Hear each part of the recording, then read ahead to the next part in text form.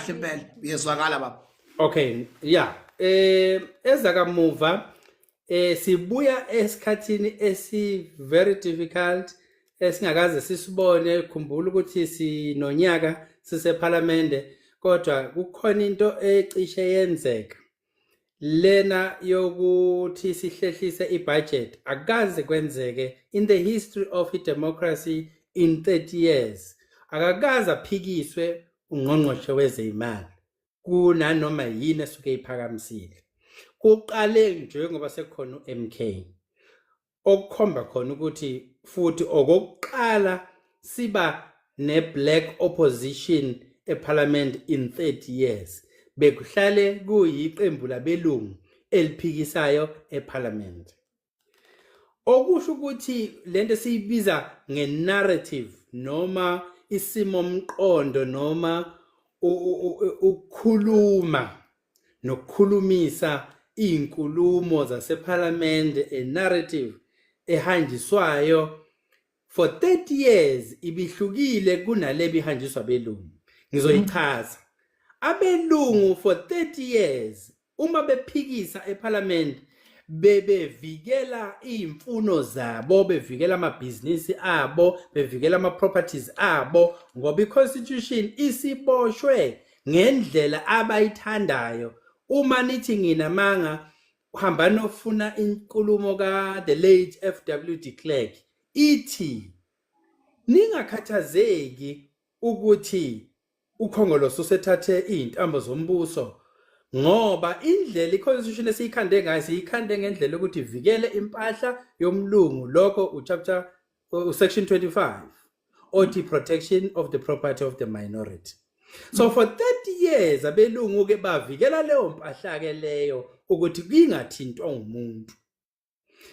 Kwenzeka imbedu mehlwane in 30 years la sebethi ke manje bayabuya emandleni ke sebezothathela nokhongolo samandla. Bayikhanda into yabo bayikhanda bathena sebeyiqedile bavukelwa uNyendle bevukelwa uMK. Kusho ukuthini lokho? Kusho ukuthi sekukhona izinto abelungu abangeke basakwazi ukuzenza ngoba sekukhona iqembu eliphikisayo kwabaphoqa ukuthi bahambe bayo hlangana ke manje nalabo abantu bebebagxeka khathi bekhankasa last year nge-29 zikaMeyi.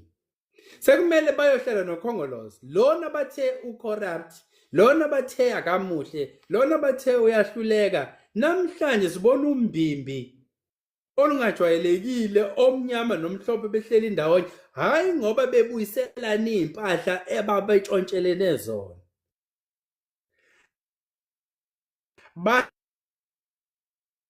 Bahlezi ndawonye. Kusho ukuthi nokhongolose kukhona okwakhe abekwenza okungaphansana kwalokho abelungu bebekwenza.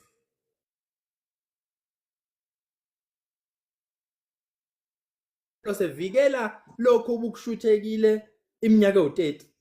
Nawe mlungu lokho obukuvikela sekukhona umuntu ozokuphikisa insuku zonke. Sekuzomela nibone niphuma kanjani. Kuqaleke ngebudget. Ibudget abelungu bathe sebewumbimbi benokhongolose. Kodwa bayithuka sebephikisa ukhongolose obayenzele ihlalo ukuthi bangene babe wongqongqoshe. Okungajwayelekile. Angithi bajwayele ukuphikisa. Namhlanje kodwa bafuna ukuphikisa kodwa bekuyo into ngoba uhlelo beluthi sekuyisikhathi sokubusa komlungu. Hamba uye emazwini kaFervoet 25 years ago wathi, not even 25 years ago, you left actually is from ngesikhathi sokubusa kwakhe oku 1965. From that time before he died washona nge 6 September 1966. Umeshona ubeka isiprofeto esithi mhlazana umuntu omnyama enikwa ithuba lokubusa angeke adlule eminyakeni o25. Yothi emva kweminyaka o25 bese buyisela izwe kumlungu. So bebezokhanda lezo siprofeto mbumbulo ukuthi hayi umuntu omnyama usedlile nayo usekutholile abekufuna. Kanti hayi umlungu kunezinto ezingaphelile lapha abafuna ukuyiqhubha abangasakwazi ukuyiqhubha ngoba kwakuseku unstable ukubusa komlungu ngenxa yonswinyo oqhamuka emazweni. So kuqala ngale budget, le budget ke yaya sayiphikisa kathathu iloku ihlehla. Ingozi iSouth Africa bisilengela kuyona eyokuthi ukube uJuly uphele singazange siyiphasise iappropriation budget yezwe, bese kuzophoqa ukuthi from next month izwe lisebenze ngesilinganiso sebudget ya last year futhi bangadluli ku10% emalini eyaphasiswa, okungagcina sekukhokhela abasebenzi kuphela kodwa awusekho authorized, awugunyaziwe ukuthi usebenzise imali noma uyikhona uyibona isebhodweni, awukwazi ukuyithinta, umthetho awuvumi, kumele uphasise lento ekuthiwa i-appropriation bill, okusho ukuthi ukucazwa kwezimali becazela iminyango nezikhungo zikahulumeni, bese kuba futhi ne-division of revenue bill, okusho ukuthi izigaba zikahulumeni, national, provincial no local, wonke lezo zinto fanele zenziwe ngokomthetho bese ke ziyangena ziphasiswe. Manje njengoba sekukhona uMK ophikisayo, basenkingeni ngoba manje sesiphikisa nezinto ebebethi bafuna ukuyidlulisa, so bebesengcupheni izwe belizongena kulesimo ekuthiwa uArmageddon. Kusho ukuthi ke manje uwafa lapho uhulumeni usuyobhidlika, kanti vele belungu basihlose ukuthi ubhidlike. Na ubhidlika ungena kwabo kucabinet, hayi ngoba bethanda umuntu omnyama, bangenela ukuthi bazosunduza ohlezi esihlalweni, umlungu ayithuke sephethe steering noma eseshayela inqola ebingeka khongolose, kodwa ngenxa ukuthi khongolose uyancetheza ngalamavote u86 ezenawo ihlalo ukuze bakwazi ukuthi baforme ugovernment of national unity according to them. So ilento ke manje ebesibuya kuyona, kodwa ke coming back, going forward, sonyakeni ukuthi siye kuhulumeni wasemakhaya. Uhulumeni wasemakhaya nawo kusho ukuthi uzofika nawo uthathe isimo sika government of national unity, kodwa kuzobonakala ukuthi kuzoba njalo na, ngoba uMK uzamile ukungenisa kuma VD amaningi eindaweni zabantu. So okusho ukuthi ke uwafa. Okunye uthi umyalezo wethu ke kubantu is that omasipala thina nasiwuhumusha umasipala sithi isizinda senkosi. 2, inkosi enomkhandlu wayo. 3, umkhandlu onenduna. 4, bese uba nesigungu esibusa leso sigodi noma leso sizinda senkosi, of which is exactly replica noma umfuziselo lona othathwe uhulumeni wasemakhaya. Kukhona izinto ke ngiyikhanyisile lapha emnyangweni wakaCocta. Okokuqala ukuthi amakhosi ashiwe ngamabomu ngaphandle okubusa komasipala. Ngikususela phi lokho na? Hamba uye emhlanganweni wokugcina weshamthetho saKwaZulu before 1994, wanquma ukuthi amakhosi awu300 ngaphansi kwesilo azobe phethe umhlaba olinganisela ku3 million hectares of land. Kusho ukuthi lo mhlaba usungawucaza ngokomasipala ukuthi ngaba amakhosi abusa kubo bonke omasipala kwisifundazwe saKwaZulu Natal. Kodwa benza sure ukuthi ngo96 nabekukhanda isigaba samakhosi uchapter 12 abawafaka amandla amakhosi. Okwesibili, abasifaki izizinda samakhosi, kodwa kunjalo bathatha izinto samakhosi bayosifaka kuchapter 7. Uchapter 7 ilona ogunyaza omasipala ukuthi babe khona babuse eindaweni zabo, kodwa ubusa umasipala akasokile, akahluzile, akabuyisile amagunya amakhosi, usaqhubha ngamagunya esikhathi sencindezelo. Sikushintshile ke lokho manje ngimfakela esiyenze kwi-white paper on local government lena izophelelwa isikhathi njengoba kuphela uJuly. Sifaka zona lezi nguquko ukuthi akuguquki uhulumeni uloke ekhuluma into engekho ethi usebenza namakhosi. Ngokwezomthetho awukwazi ukuthi usebenza nami kodwa ungangitsheli ukuthi amandla ami ahamba afikephi. Ungangitsheli ukuthi isabelo mali sami sihamba sifikephi. Ungangitsheli ukuthi ngibusa ngithatha inqumo emkhandleni wami. Inkantolo yami iyakwazi yini ukuthi yaziswe ngenqumo ezenzeka ezindeni senkosi. Konke lokho akukho.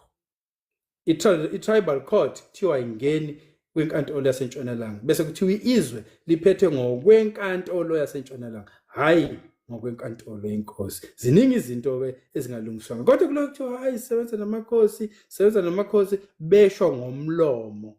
Unaso ufuna ukuthatha imali unikeze inkosi kuthiwa no umthetho awuvumi ukuthi sikunikeze imali. Uthi wena hayi bongani indawo yami nje kuthiwa yes indawo yakho kodwa iconstitution ayisho njalo. Uphinde futhi kuthiwa indawo yenkosi yilena ekuthiwa ngokwamabhenki it's unbankable. Kusho ukuthini unbankable kusho ukuthi asikwazi ukuthatha imali ebhanki sikunikeza inkosi ukuthi yenze intuthuko endaweni yayo. Kodwa nasi isimanga endaweni yenkosi kutholakala ukuthi kunama minerals. Kodwa inkampani aziyeki ukuyongena zifohle endaweni yenkosi lena ekuthiwa unbankable kodwa amabhenki ayinika inkampani imali ukuze gubhi lahle igubhi igolide endaweni yenkosi kodwa kuthiwa inkosi ayikwazi yona ukwenza njalo. Yindida ke lena lento ekuthiwa i-contradiction in law ukuthi endaweni ebizwa ngami uma ufuna umlando walokho hamba phela uye emlandweni we-Forced Removal Act. I-Forced Removal Act umthetho owashaya abelungu ukuthi bususwe abantu abamnyama ngendluzula emhlabeni yabo ukuze kuhlaliswe abamhlophe. Yikho namhlanje kulo lonke idolobha umuntu omnyama nenkosi abanawo umhlaba ogunyaza bona endaweni. Instead kukhona umasipala. Uma ngilibeka nje ngolimi oqondile umasipala udle umhlaba wenkosi. Ukhongolose for 30 years uqhubeka la abelungu begcine khona. Akayiniki inkosi umhlaba wayo. uMK kuzokushintsha konke lokho. Nasikhuthaza kabantu siya ku local government election. Bengizothi mina umuntu nomuntu owazi ukuthi bawubukhosi basusa endaweni ethize sithi ungehlulwe ukubuyisa abantu bakho ukuze kubuye indawo yenu ngoba sesiyilalisela inkabi phansi ukuthi siliphenye ibheshu sinikhombisa ukuthi hayibo kudlalwa ngani lapha ayikho yonke lento ebikhulunywa for the past 30 years. We need to change that. So sizothi ke manje asenzene enye into esayigcina kudala. Ziphi inqolobane eindaweni zamakhosi? Amakhosi awasakwazi ngisho ukuphakela izizwe zawo. Inkosi ikhokhelwa istipend emhlabeni wayo noma ngokukhiqizwa emhlabeni wayo. Asishintsheni leyo nto manje. Siqale ngale mhlaba ekuthiwa ayikho bankable engakazi ukusebenza. Sinama contracts aqhamuke endaweni ezihlukene amazwe afuna sikhiqize ukudla. Sizoletha insiza sikhiqiza ukudla okuzodliwa yithina bese kuthi okusalayo sinikeza amazwe angaphandle akufunayo esidlelana nawo. Ngani? Ngoba iyafuna indaba yeMK ukuthi nenze njani nayithuka nivuka izolo kwasa kusasa niyiqembu eliphikisa kuzwe lonke kanti beningakaze nibe khona nikudluza amaqembu asekudala ekhona. Lokho kukhomba ukuthi inkezo yenu enibusa ngayo ibusisekile kodwa izodinga ukuthi abantu sibacathulise ukuthi kwenzakalani. Bese bejabulile ke bethi ayi uMK naye ngathi ivota noGNU. Cha, into eyenzekile obeshayela uhlelo uCedric Frolik uthe sesiqedile ngephuzu lesine sesingena kwelesihlanu. Kodwa abasetafuleni abagada izinkulumo nokuhanjiswa kohlelo eParliament bamkhumbuza ukuthi ayikhona into ongayenzanga ukuthi phela abantu bayaqinisekisa yena ukuthi bayavotela lesi sigaba sale liphuzu lesine na.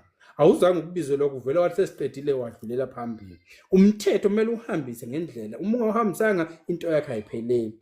Kanti thina sesilungisa ukuthi kuleli phuzu lesihlanu sifuna ukusekela ukuthi akumiswe phela isithangami esizophenya le nkulumo kaMkhwanazi. Leyo ke siyayixhasa siyayisekela ngoba izosenza ukuthi sikwazi ukuphenya ibheshu kuhulumeni ukuthi nazi ke ezingangani nangumkhwanazi oqhashwe yinina kodwa ophenya ibheshu ukuthi anihambise izinto kahle nisebenza negebengu nisebenza nabantu abadayisa idakamizwa bedayisela isizwe akuhambi kahle. Uma nisebuza ukuthi niyasichasa yini lesisiphakamiso ke thina siphendula uyisiphakamiso sephuzu lesihlanu kanti bona sebedecide ukubuyela emuva kwelesine beqedela ukuhambisa uhlelo iprocedure.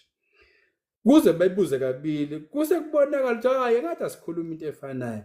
Sase siyilungisa ke naye wayilungisa usihlalo umhlangano ngoba akakhona angakwenzanga kahle wayeseke eyilungisa kodwa manje osekugqamile ukuthi engazathi nina nivote neGNU cha akunjalo kodwa phela ngoba imedia ayimthanda uMK futhi phela imedia ke iphethwe yilo baba esifuna kumphenya ibheshu ngezomnotho waseSouth Africa yingakho ke kugcwele ukuthi hayi benza ukuthi basina ngalelo thambo kodwa ke akunjalo ukuthi sichaza futhi umkhwanazi okubamise kabi nalokho sengiyadlula nje ngithi nginihlambulule ngoba abanye benu mhlawumbe abayithola ngencazo ecacile.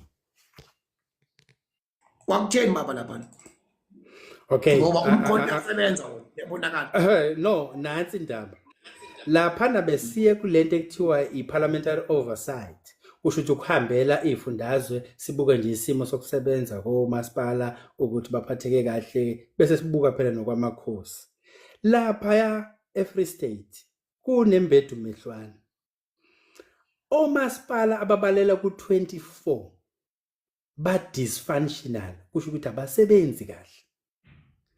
Ngalendlela okuwukuthi sekuze kusetshenziswe imali yempesheni yabasebenzi ekufanele ngabe iyadonswa emholweni ibekelwe isikhathi esizayo ukuze umuntu nayesethi ufuna ukuthatha umhlala phansi akwazi ukuthi sekukhona umbelo ogwansile ngokusebenza kwakhe.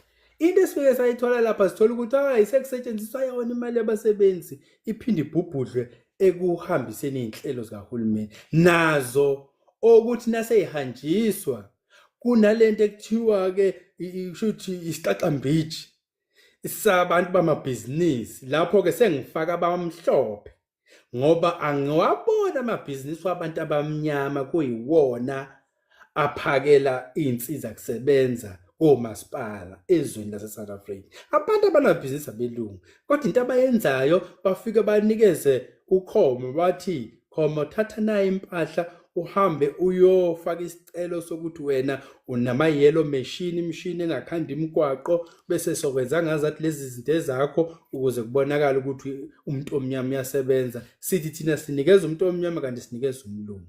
Umuntu omnyama uyisithunywa nje noma isiphaza. Sithola ukuthi lo monakalo wenzeka phambi kwesifundazwe isishayamthetho sasesifundazweni ukuthi into izozimoshakala kumasipala wokuqala owesibili owesithathu owesine owesihlanu kuze kuyofika ku10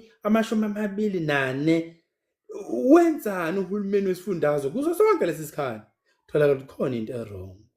Okunye sikutholayo sithola ukuthi umubuka laba bantu abaphethe labo masipala bakhomba ukuba basha okusho ukuthi engathi bafakwa izolo okusho ukuthi ngalesikhathi sekuzwakela ukuthi siyeza njengekomiti elingamela indaba zomasipala kwase kuba khona nokushanyela okwenziwayo kuzanywa manje ukuphica amabhuku ukuthi amiswe kahle kwathotha okunye kuyaphutsha ke.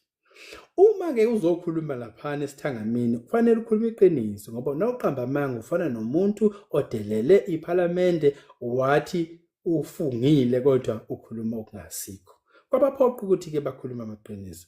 Lapho uma ke iqiniso ukuthi hayi lapha samsanga kahle lapha siyinikeza amabonus ngapha sithola ukuthi kunamabonus abawakhiphayo o13th check usho ukuthi uthole mhlambe kabili enyangeni eqondana nokuzalwa kwakho kodwa konje nawubuka ukusebenza kwalowo mkhandlu akukho lutho. Kodwa ngase ngiyayisola into ukuthi hayi lapha mina njengoba ngiloke ngikhala ngabangasese nje yingoba ngibona bona kuyibona abafaka incindezi kubaholi bethu ukuthathana izinto nizise kumasipala kodwa nase niyifikisile futhi kwamasipala ningazenzi ukuthi zibe ezikamasipala mhlambe niyibhalise ngegama lakhomo. Sekuyaba kuyabuya umasipala akasenzi kahle akasenayo imali ngenxa ukuthi abaqoqi namali lapha ebantwini abahluphekile bese kuthiwa hayi ke lona owumnikazi walezi insimbi nalezi imoto usedecide ukubamba ikhiye noma izihluthulelo zakhona kusho ukuthi impahla ikhona kodwa ngeke nikwazi ukuyisebenzisa until ningikhokhela imali yami yonke. Nasibheka emgodleni imali engenayo akukho into engakanani okusho ukuthi lokho umasipala ke asakwazi ukuthumela izinkonzo ebantwini. Inkinga sibhekene nazo kodwa nansi indaba esekudwini abelungu ngibabona seberana lento ekuthiwa yi-parallel government kusho mina phela ngifundele into yomasipala. Nangilalele nje bekhuluma ngiyezwa ngithi mina ayikhona akukaze kwenzeke kuyifundo zezomnotho nezeyimali zikahulumeni ukuthi kusetshenziswe izimali zabasebenzi ukwenza inhlelo zosuku nosuku. Okunye abelungu sebephumile kule inkonzo ezilethwa umasipala noma umkhandlu sebezenzele amanzi abo futhi bayabhora amanzi sebezenzele ugesi wabo okungasese abantu bethu sekuyibona basele nomasipala ongakwazi ukuletha inkonzo ebantwini sekuthiwa hayi bashiyeni ngoba bamnyama bonke bazoyibona bathini abelungu sebeza ngazathi bona bamsulwa yikho ke ngiloke ngibuza ukuthi umhlaba ke abelungu bayawubuyisa yini eFreystata ngoba niyayazi iFreystata ke isigodlo ke seapartheid lapho ukuzizothiwa nje iFree State. Amabhunu ayexoshwa amangisi eCape Town ngo-1820 base befika phakathi nezwe base bethi lapha izwe esibona ukuthi sesikhululekile, we are free from the rule of the British who were subjecting them. Base bebiza ukuthi Free State ngesingisi. Kodwa bafree kanjani ngoba bathola abantu abamnyama beSuthu lapha yana babagudluza beSuthu babawisela ngale emngceleni waseLesotho babagudluza abanye babasa ngale eMaluti aphofungu ukushuthi ngaseyintaba zokhahlamba ukusondela eHarrismith ukusondela koqwaqwa kanjalo ophutha dichaba yila uthola khona kunamazulu amaningi abalela ku45% population yase Free State ababaleka futhi ngapha kwaZulu bawelele Free State. Yikho uthola izibongo zokhuluma lo Shabalala ondaba obani kodwa bakhuluma iSuthu ingoba basemngceleni. Okusho ukuthi ke kukuningi okungahambi kahle umhlaba ubuyile ngibaxolele nje ngaba ngibona ukuthi vela abazi lutho ngiyazi mina ukuthi umthetho sisekelo awabuyisile amandla amakhosi awuvuma ukuthi amakhosi athathe inqumo esizindeni sawo lapho khona bedlelana khona nomasipala ngokwabelana ngomhlaba. Izinto eziningi ezingahambi kahle manje usihlalo ke phela ungaphansi kwengcindezi ngoba uyingxenye yeqembu elibusayo eFree State. Manje akwazi ukubonakala esina ngethambo lohulumeni wesifundazwe ngoba kufana nokuthi uyigwaza ngowakhe ngoba kuzobe kuphenywa ibhishu likaKhongolose. uKhongolose edlelana nabelungu so abelungu nabo futhi baphinde babamashoshodzela beveza ukuthi akubuswa kahle eFree State kodwa benzela ukuthi labo masipala bazokwazi ukuyithathela bona. Okunye okuzwakalayo ukuthi abantwana bamabhunu banokuqeqesha bakwenzayo okukhomba ukuthi kukhona itulo abalihlelayo lokuthi bawuthathe uhulumeni ngenxa ukuthi izinto eziningi sengezabo. Uphinde nezinkantolo zibhizi eFree State abantu abamnyama phela befakana ezinkantolo kukhona nje umasipala othola kuno municipal manager ababili kuno mayor ababili konke nje kuhamba ngakubili yonke leyo nto ayikho emthethweni baphinde bahole bonke laba bantu. Iningi into efuna ukuthi uMK avele enze ukhukhulela ngoqo ahambe lesifundazwe sase Free State bese ke sihambele kakhulu labo masipala abo24 yona nto oku program of action uprepare for local government election bese kuthi ngasemakhosini lokho kukuze lonke ke amakhosi mawavuke endaweni abakholelwa ukuthi basuswa kuzona sithi thina uma singakwazi ukubusa lezo ndawo sosheshe siyiguqula indaba yokuthi amandla abuyele emakhosini umasipala agcine sekuyi-administration center ukubheka nje ukuthi iy'nkonzo ziyafika ebantwini kodwa umuntu othatha iy'nqumo kube yinkosi yaleyo ndawo. Kungani ngigcizelela leli phuzu?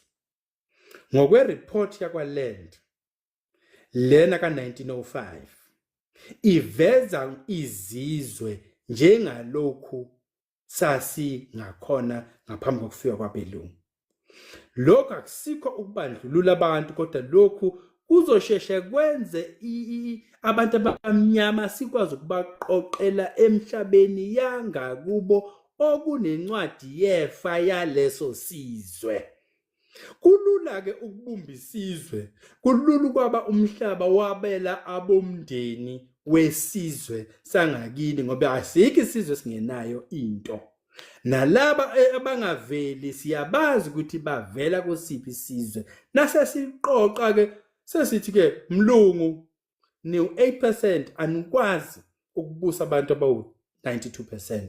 Akukho fair, akukho just. Asinixoshi kodwa mina njengesifundi semthetho nokubusa kahulumeni ngizosebenzisa lento ekuthiwa ukuhleleka kwabantu ngokwezigaba zobuhlanga bazo nangokwamanani, demographic parity according to racial classification.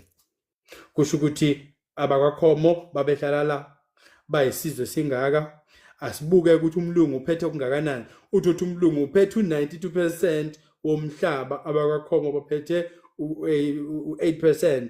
Akwazi kuba njalo. Sesiyimisa ngokuhleleka kwabantu, nikeza abakwaKhomo 92% equivalent of land, not because ubenzela umusa, kwakuvele kunjalo ngokomthetho wakho we-forced removal waxosha abantu bakwaKhomo endaweni yabo babuyiseleke. Uma kungenjalo kukhona okunye okusina kokujeqeza umthetho osebenzisayo nawo futhi sizowushintsha ubuyele umthethweni wamakhosi. So kuningi okuzokulahlekela, siphinde sithi usikhokhele for iminyaka o112 lokho kubiza ngeopportunity cost in economics, okusho ukuthi value of the forgotten opportunity, okusho inani likulahlekele emva kweminyaka lapho impahla yakhe ithathwe umunye umuntu. Le mali ayikhandile kwiminyaka ebalelwa ku112 years ufanele ukubuyelwa yileyo mali ukuze ulinganise izizukulwane zesizwe esaxoshwa emhlabeni waso, ukusuka kulaba abakaRupert noOppenheimer nabelungu bonkana babuyise umuntu omnyama ozalwa kulesi sizukulwane. Uyena onothe kakhulu ngoba uzobe enikezwa amafa oyisemkhulu abashona bekhotheme belela izwe bengakazi balithola. Angime lapho. Yebo. Sekubhedile manje. Kubhedile manje. Angithi ngikhuluma ngisembizeni. Yeah. Ngizothi onganakile manje iseyikho ukuthi ke usulimele kakhulu. Ongavukile manje uyovuswa ngomlilo. Ngoba kuhamba kanjena ke. Lapha ku-GNU ikhohlisana ihlomile. Ama ministers eDA ngiyacabanga awu6 aphethe leyo mnyango. Lawa weDA asevele afike ashintsha yonke into ebiyenziwe ukhongolose for the past 30 years. Angena laphana abopha amabhawodi, amanye ayawaqaqa amabhawodi ukukhumula ipani ukuze bazohlohla inhlelo zabo ngokwemanifesto nezithembiso zabo ukuthi babethe bazokwenza. Benza njalo abaluwinanga ukhetho kodwa bangena ngenxeba ukuthi iguqile iwe ngophondo ukhongolose. Kanjalo naku IFP usemseni weGNU ngoba naye usesimeni sokuthi aqoqe lokho angaqoqa abone ukuthi abantu angabagcina kanjani.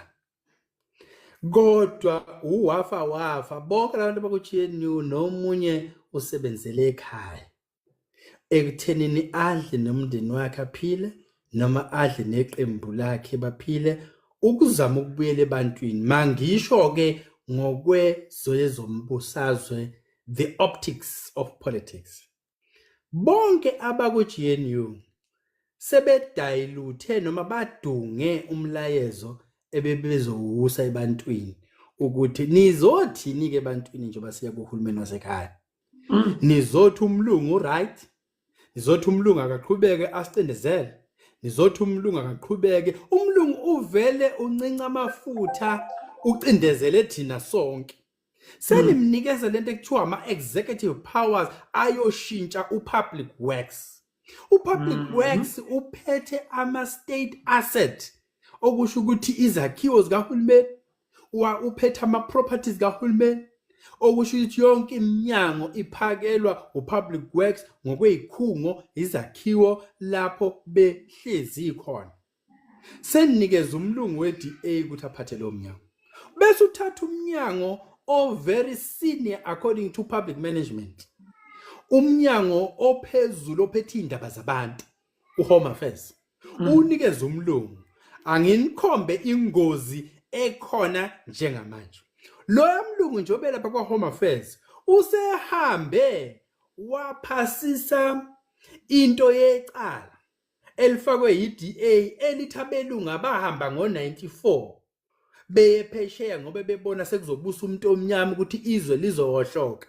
Uthi lo mlungu lelo cala sebeliwinile abe-DA ukuthi makuguqulwe ubuzwe balobo belungu babuyiswe eSouth Africa babalela ku-2 million. Okusho ukuthini lokho na? Kusho ukuthi kwi-voters roll nangabe sesiyokhethweni kukhona belungu abawu-2 million abazoshuthekwa. Kodwa labelungu balethelwe ukuphakamisa isibalo samavoti abelungu ukuthi-ke manje bezogcika ukuthi into ababeyifihlile eSouth Africa for the past 30 years sebengabuya bezoyiphatha ngoba sesiphethe thina singabelungu sinikezwe neminyango eyisithupha ebalekile iminyango yakhona. Banikeza umnyango wezemfundo, banikeza upublic works, futhi impahla kahulumeni, banikezwa udeputy position ko-finance, banikeza u-agriculture kusho ukudla sesiphakelwa abelungu futhi. Akaze emlandweni wokubuswa kwabakhosi amnyama ukuthi ingqolobane zigcwaliswe ukukhiqizwa okwenziwa umlungu. Ichilo namhlanje ukuthi umkhiqizo wezwe lento esithiwa i-food security isiphethwe umlungu ozoqhubeka la begcine khona ekungabuyiseni ke impahla yemakhosi engabuyanga imhlaba lena ekhiqiza kakhulu ukuthi ikhiqizela isizwe amanga lawo bakhiqizela inkampani zabo ezinama contracts okuthumela ukudla phesheya ukudlula isimo sendlala esila eSouth Africa. Now, which means uBaba Ramaphosa uphisane ngezihlalo ebesingenza kangcono ubuyisa umuntu wavela wathi abelungu abaqhubeke babuze. Usho ukuthi uBaba Ramaphosa uzofakazela uFerwood inkulumo ayikhiphe ngo-1966 ukuthi umuntu omnyama nasekudlula u-25 years uzothatha izwe alibuyisele kumlungu ngoba seliyamehlula ukuliphatha. Kodwa kalibuyiseli ngoba ekholwa iziprofeti, ubuyisela ebalungwini ngoba kwavunyelwana kanjalo ukuthi umuntu wethu kodwa sizomfaka phakathi lento siyibiza nge-Trojan horse. Kusho ukuthi ihashi leli lithunyele enkanjini yezitha bese nase lingaphakathi lizale liba amahashi amaningi, inqola zamahashi ezithi uma igijima uzwe ukuthi kunebutho elizayo elizosihlasela bazondivukela ngaphakathi nasebelapha phakathi kwicabinet abelungu sebeyakwazi nokucosha ezobunhloli ukuthi abantu abamnyama abahlela ukuthi nokuthi asihambe thina ngaphandle siwa sibacebise ukuthi nokuthi. Bashilo ku-Donald Trump upresident wase-US ukuthi bayikhandela i-GNU kusho ubaba uCNZ bayikhandela ukuthi kugcinwe abantu be-MK bengasondeli esihlalweni sokubusa eSouth Africa. Okusho ukuthi ukulahlekelwa amavoti ethu kufana nento ehleliwe ngoba nakhu sebetshela nomongameli engathi babika kuye angimangali vele ngoba izwe lase-South Africa according to incwadi le ethi South Africa Incorporated Oppenheimer Empire likhomba ukuthi libhaliswe njengenkampani yangasese e-USA iphinde libhaliswe nase-Britain. Libhaliswa yibo laba belungu abasigolombayo uRupert no-Oppenheimer.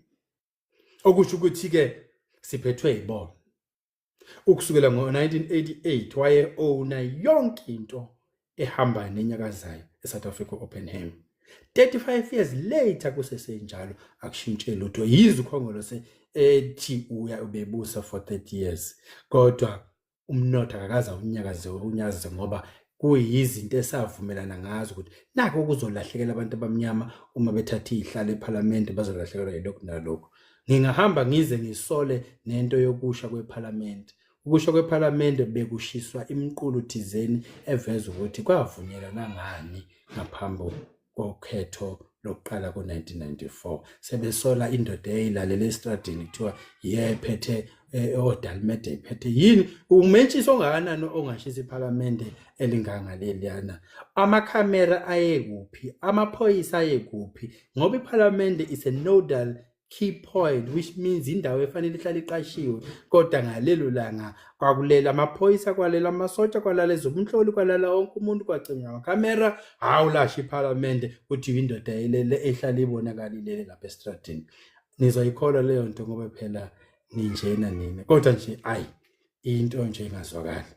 Ngizothi ke alikho ithemba, bamane bayalikhanda, baphazanyiswe u-MK abangazi ukuthi uvele kanjani, bese behleka bodwa. Yingakho esephoqeka umongameli ukuthi akasale sebanikeza imvushwana ukuthi okwesikhashana, kodwa bayamngcofa insuku zonke ukuthi abamsunduze manje esihlalweni kungene bona. Siqaphe nalokho. So into engenzeka kufanele niyigade ukuthi nina nizobheka ukhetho luka-2029, uvele izinto phakathi nawo lokubusa kwamanje no-2029 ubone sekuqhwakele umlungu esihlalweni, ubaba lo uRamaphosa nanithi nifuna ukumkhipha, bese kuthiwa ngenxa yamavoti ethu esiwafakile nathi la akwazi ukubuye kubuse umuntu kaKhongolose. Bukani imess eniyenzile, siyazama ukuninakelisa ukumosha kwenu. Besha belungu njalo benamanga ngoba abazange balibuyise izwe ebantwini abamnyama, yize sekuthiwe uBaba Mandela usikhululile. Bagodla amandla omnotho, bagodla ama-properties.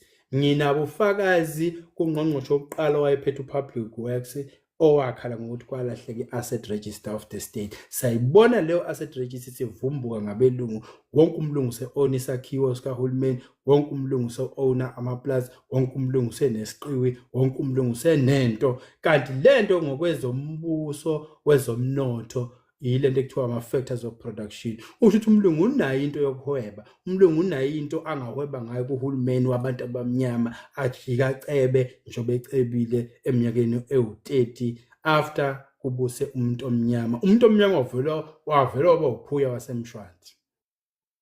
Ayikho-ke ithemba elilindelwe. Ithemba elikhona ilelo bhukula, sisukumeni sonke, sizwane. Akuseyona indaba kaNcamalala manje. uNcamalala uthi hawu nina kanti nifuna ukulwelwa yimina nje ngaso sonke isikhathi, ningenza umuntu omubi ukuthi umuntu obhedayo uNcamalala. Cha, nongaboni manje kufanele abone ngoba usuzolahlekelwa nalokho obukuqoqile ngoba sekuphethe umlungu udayisa ama-properties estate la, udayisa izakhiwo, ufuna ukukhanda imali umlungu bese athi bukani nje esikhathini esincane ngingene kwikhabhinethi sengikhandela uhulumeni imali. Akakhandeli nina, uyikhandela ukuthi igama elihle naye ebantwini athi bukani uKhongolose ukuthi ungcole kanjani. Usho uKhongolose lo owamvikela, ivikela impahla ayethe yena makangaphucwa yona, kwaze kwafaka isigaba ku-section 25 esithi protection of the property of the minority, okusho ukuthi ukuvikelwa kwempahla yabantu abayingcosana. Namhlanje usemenza mubi uKhongolose lo nizolo 30 years ago wathi siyabonga Khongolose, waze wabonga nakuMandela, baze bathela kwi-foundation kaMandela bemnika imali, babonga ukuthi waze wasivikela kuyindlavini zabantu abamnyama abebefuna inkululeko, kodwa wasisiza, wangabanika inkululeko, wabanika ithemba elithi ake nisinike ithuba khona into esizoyenza. Phelele u-30 years ayikho into eyenziwe. Ibiza ukuthi umuntu omnyaka avuke, kubiza ukuthi amakhosi mawasukume, indlunkulu mayisukume, ikhomba indlela, ngoba uma thina sisukuma kuthiwa niyambona uzwelapho seqoqobala umbuso, kanti mina ngiyayibona indlela, kodwa manje uma baholi bengayikhombi indlela ngenze njani mina? Ngithule yini noma ngihole phambili? Nasengihola anizukungisola yini ukuthi nangeseqoqobala amandla, kanti thina siyazi ukuthi ubani ophethe intambo? Indaba ukuthi naku inhlakaleli phambi kwethu. Manje sikwazi ukuthula, kumele sisukumeni.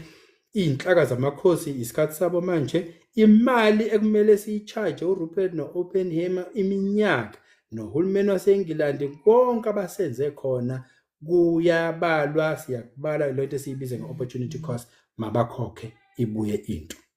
Kusho nini? Ngani iyayikhomba. Okay, ngizokuhumushela yona kanje. Okay. Leli cala lemali etholakala esofeni kamongameli lilengisiwe. Umkhumbula uSteenhuisen ngaphambi kokhetho wayelokethi bazoyivusa iphalaphala uma engakwenzi. Baphindile futhi kuthe bele phesheya kuDonald Trump, uMr Whitefield usekela ngqongqoshe wezokuhweba okuwe-DA, osekela ubaba uPaxton waphoqa ukuhamba naye abe ingxenye ye-delegation ye-America kodwa ehambela okweqembu lakhe. Kwathola ukuthi umongameli akamgunyazanga ukuthi ahambe. Yikho umongameli esemxosha. Yavuka nje bovu-ke i-DA yathi, "Oh, niyakwazi ukubaxosha bethu benze nje iphutha elincane. Abenu banamanyala angaka bawenzayo kodwa nibaxoshi." Base bethi sizonibamba kule vote ya last week or ya this week. Ivoti yokuthi khona eminye iminyango esingeke siyivotele. Uma ungaxoshi uMinister uNkabane obephethe uHigher Education. And then ubaba uCyril wayesenza itulo lokuthi enze ngathi uyamxosha lo Minister uNkabane ukuze iDA izothula. Kanti iDA bilwela lo oxoshiwe wayo uDeputy Minister. So into ebizokwenzeka ngolwesithathu ile bebecuphe ukuthi uma uPresident engamxoshanga uMinister uNkabane bazokwenza ukuthi umnyango kaNkabane ungavotelwa ibudget yakhona. Umthetho waka-Appropriations Bill uthi uma ngabe ewodwa umnyango ungavotelwanga amaqembu aneningi majority vote, iyabhuntsha yonke ibudget yalo lonke izwe. Kusho ukuthi bekukhona ingozi ebilenga. Washesha wayipopola bamtshela wayilungisa kodwa hayi ukuthi uyipopola ngokukaKhongolose, uyipopola ngakwabelungu abasemva kwakhe. Ukusho ukuthi sesiku-autopilot ngokolimi lokushayela indiza. Kusho ukuthi lapho vele ucindezela inkinobho indiza ishayele yona wena noma ungayolala le emuva. Sesikuleso simo-ke isiyayihambela izwe kodwa selawulwa ilaba abakufake esihlalweni ngokwezitatimende zemali abayifakayo. Kanti befaka imali babeyifakela ukuthenga igunya lakho njengomongameli. Nakhona into esiyifunayo sizoyithola. Yikho ezinye izimali zafakwa ukhetho lango-2017 sewudlulile. Usufakela nje ukuthi hayi nami ngiyaphonsa esivivaneni. Izokwenzani yonke leyo mali? Yenzela ukuthi abahamba nawe ubakhangeze kancane babehola-ke nje everyday angathi babeclaima istipend sika 5,000 ababehamba nevote kababa uCyril kuyokhethwa yena ngo-2017.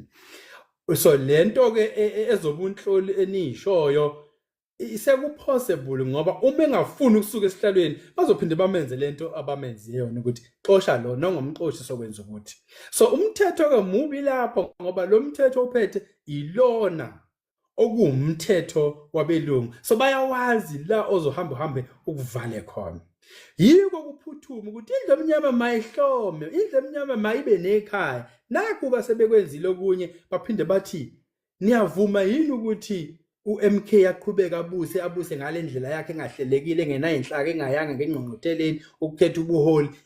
Izosebenza kuphi leyo nto? Sinenkinga entsha njengamanje, i-new pandemic yokuhlukaniswa kwevoti labantu abamnyama benziwe icucu.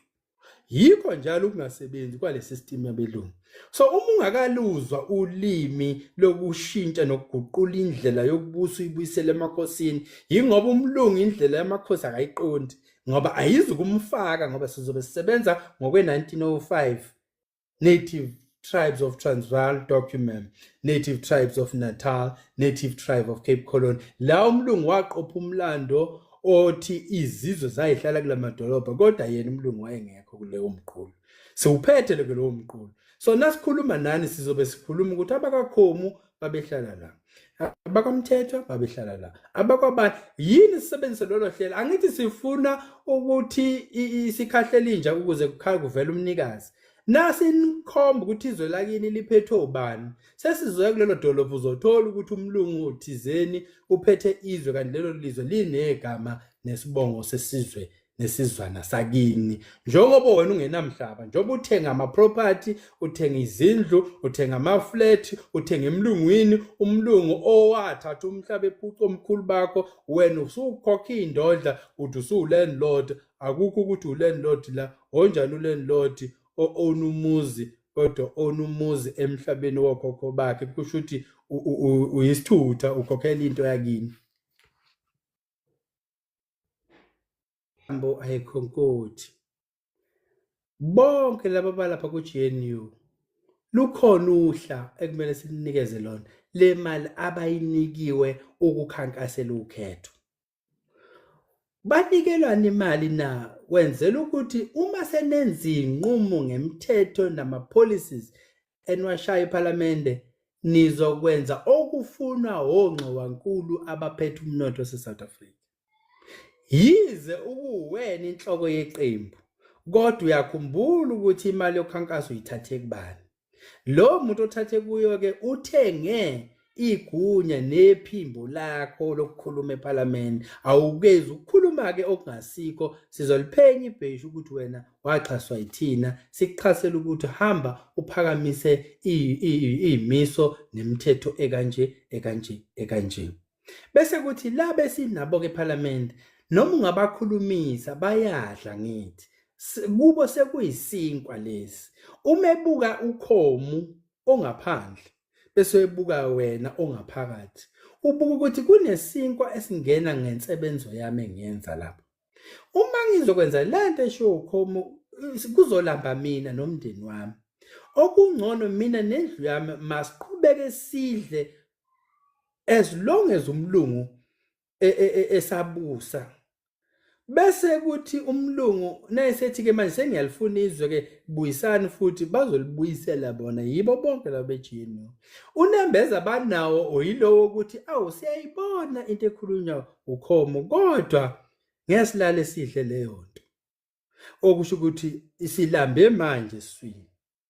Kungcono sidle manje kunokuthi ukhulumele inkulumo kaMthethwa ngoba izokulambisa isikhathi eside.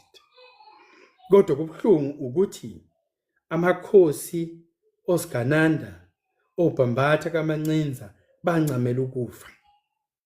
Khona inkulumo ebuhlungu engiyithola emqulwini engiyifundayo kulezi insuku. UNdlunkulu oqala kasenza ngakhona kwakuthiwa uMkabi.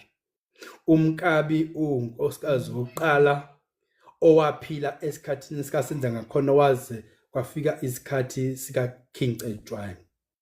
Uthe ebona wonke amakhosi akwaZulu ebulawa phambi kwakhe njengo Queen Mother okhulisa abalokazane bamakhosi lapha, wasethi ngingamane ngizibulale mina kunokuthi ngibone ubukhosi bakaZulu ubulawa, inkosi yakwaZulu ibulawa bokufika okungabelungu bembulayela izwe lakhe. Wathatha umese wayinquma uqhoqhoqho wafela khona lapho intombi endala. Yini ngisho le ndaba? Angisababoni abanaleso sibindi sokuncamela ukufa nokunokuthi baqoqoba lo umlungu. Abaningi bethu bathi kungcono ubadlana lo leselithola kumlungu kunokuthi ngiyibulala. Ngeke kukude kabi intambo nangathi ngiyayilengisa ngamane ngiyibophele okhalweni kunokuthi ngiyibophele entanyeni. Nokuthi ngithatha umkhonto ngiwe phezukwawo angeke ngiyenze leyo nto. Kusho ukuthi sengihlaliswa isimo kodwa siyabheda isimo ngaphandle. Kubi ngaleyo ndlela. So uNembeza osesisele nawo ilona othi uma ngidlile mina nendlu yami. Ukuthi abanye bathini angisangeni kodwa umqondo lo awusufake abelungu.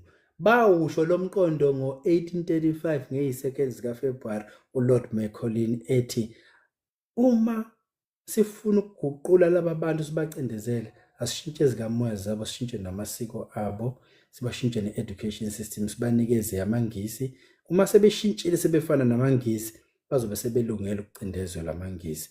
Kusukela ngo-1835 kuze kuba u-2025, that is about 190 years. Sibe yilento amangisi ayinquma ePhalamende ngo-1835. Nakho namhlanje siyakhuluma sesiyakhala manje sikhalela umuntu engathi khona umuntu ozofika asilekelele. Amakhosi asendulo athi ngamane sife isisho esithi uyadela wena usulapho kwakungakhulunywa nje kungcweka kumnandi. Kwakukhulunywa ngezidumbu zamadoda zilele phansi sigijima phezukwazo sithi nathi ngabe sesifile kodwa singakafi siyoyilwa impi kuvikela umhlaba lembijana esele nayo. Hey, Nyamboze yazi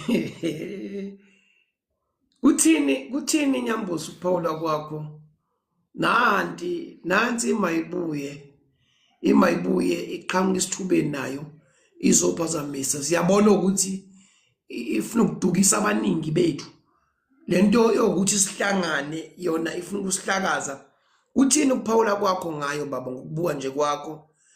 Ngizokukhulula ngoba libide kankulu usuku lwakho namhlanje, kanti sifuna ukuthi sikucele futhi mhlambe phakathi neviki nje ukuthi uphinde ubuye ngoba kuningi kakhulu okusembodlweni kuwe esikudingayo baba. Nansi mayibuye baba, kuthini ukuphawula kwakho ngayo umuntu ukuphawula kwami imayibuye inikezwa abaphethe imali ukuthi asithathe umuntu oneqhaza novelele nothenjwayo nohlonishwayo nohlakaniphile kodwa ofana nabo abamnyama. Umkhiphe ekunethezekeni kwakhe kokufunda nokweinhlangano obekuyo akholelwa kuyona. Umkhiphe bese umnikeza imali bese uthi uyazi ukuthi wena ungaba umholi oqotho ukudlula uNcamalala. Ngoba uNcamalala indlela asebenza ngayo ukwenza isiqoqoqo sakwakhe. Wena ungenza into engcono. Kodwa na ama-instruction hamba ke ufike uye emazikweni ayo iMK. Ufike uxebule nje abambadlwana abathize abazokulandela ngoba bayakuthanda. Ubese uphuma iqhubu noma uphuma ibhodo lakho. Kodwa bese uthi ebantwini wena ungakwenza ngcono lokhu okwenziwa lapha. Uma wenze njalo uyobusebenzile ngoba ubunye bamaZulu nabantu abamnyama bonkana eSouth Africa buyingozi kumlungu. Ngoba uma abantu abamnyama sebekhuluma ulimi lokuhlangana kusho ukuthi umuntu abazomkhakhabisa umlungu. Manje kufanele sisebenze singalali athi umuntu nje nasehlangene siphinde simhlukanise phakathi. Indlela yabelungu yokubusa ke yilena ke ukuthi ufike unikeze izikhali lona umngani uphinde unikeze nalo umngani wakhe izikhali bese ubaqhatha ngenkulumo eqhamuka komunye umngani uthi uyazi ukuthi umngani wakho njalo akakhulumi kahle ngawe. Uzwe nawe ushiselwa igazi ukuthi hey uyabona ke manje wena yazi bengikwethemba ukuthi umngani wami kodwa ngiyabona ukuthi wena umngani wami. Bese ethi uyazi mina ngibona ukuthi uvela uhloma uhlasele manje ngoba uyakudelela umuntu akakuboni. Bese uthi wena hey izikhali zokulwa nginazo. Wayethi hayi mina ngingayizama izikhali. Iveli idedelane kumanje. Athathe izikhali ayifake kuwe. Nayeqeda ukuyifaka kuwe aphinde aye kuloyo ukuthi hey uyazi ukuthi njoba ulele wena uhlomile ukhomu ngale manje ungathumela umuntu nje uyophenya lapha egarage lakhe akuzikhali lezo khali zicejelwa wena uzoshaya wena ngizwile indaba aze athwebula record uthi na ungayizwa indaba uthi wena damn it hey angivele ngihambe ngiyomshaya kodwa manje anginawo amandla athi hayi ngakunika futhi nawe amandla hamba umshaye bese mele kuthini ngalesikhathi nilwa nobabili niyindle emnyama uyakhothoza emasimini abantu abamnyama uyaqhofoza uyagubhila ehle uyagubha igolide kuthiwa isikhathi esimnandi sokudla izwe ingasikhathi kuliwa kodwa futhi uphinde kube wena ophethe umentshisi uphathe nowoyela uphathe neinsimbi nayo yonke into eshisayo nedubulayo nebhidlizayo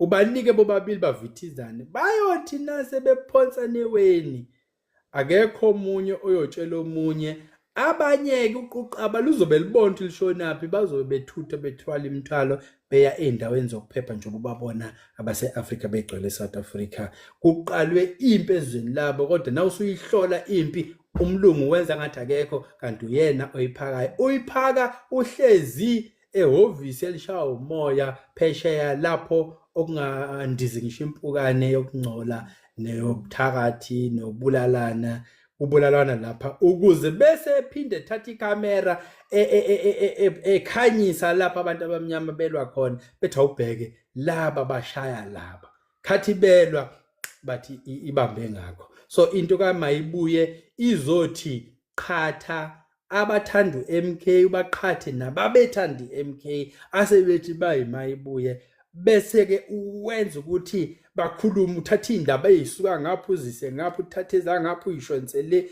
phakathi kwethu nje kunamagundwane athumela indaba kodwa ayithumela kubantu abanengcindezi nabanethonya kubaholi ukuze nayifika inkulumo ifike ithi yey angivele ngimshaye manje lo muntu ngumbulala khathi nilwa nje umlungu usevela uready useyazi ukuthi kulela chopha kunegolide kuleyanda kunewoyela kuleyanda kunani bese beqoqa abagcwalisa amaqoma abo bese bebuya futhi bona belungu bethi hayi yazi sifuna ukunilamula uyazi ukuthi sengikhuluma umlando walapha eDondotho yabo lapha kwaMthethwa kwambonambe kunendawo ekuthiwa kuseDondotho leli gama ethi Dondotho alinawo ihumusho eliqondile esizulwini kwakuyisingisi kulwa uStimela empini kaStimela kulwela isihlalo uJohn Dan uJantoni ozala amakhaladi lawa segcwele lapha kwaZulu ewazala izintombini zabantu abamnyama ngoba waganiselwa